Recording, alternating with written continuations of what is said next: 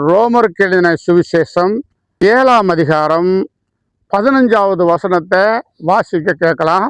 வாசிங்க ஐயா. எப்படி எனில் நான் செய்கிறது எனக்கு சம்மதமில்லை. நான் விரும்புகிறதை செய்யாமல் நான் வெறுக்கிறதையே செய்கிறேன் என்று இந்த வசனம் நம்மளை போதிக்குது. நான் விரும்புகிறதை செய்யாமல் நான் எதை வெறுக்கிறேனோ அதவே என்னை செய்ய சொல்லுது அப்படின்ட்டு இந்த வசனம் சொல்லுது. இப்போ நம்ம என்ன செய்கிறோம்?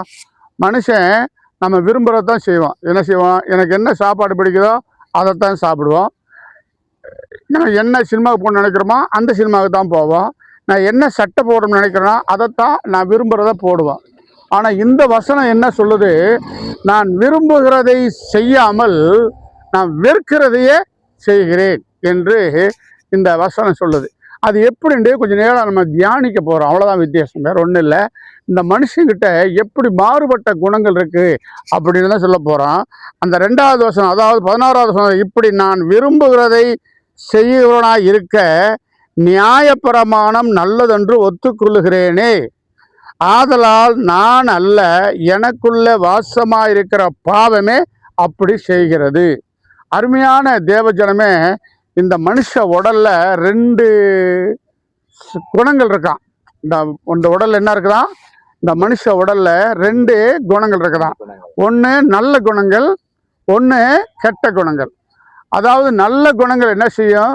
நல்லதே செய்யணும், நல்லதா பேசணும், நல்லவர்களோட சேரணும் அப்படின்னு ஒரு எண்ணம் நினைக்குது. அதுக்கு பேர் மனசாட்சி. என்ன செய்யுது?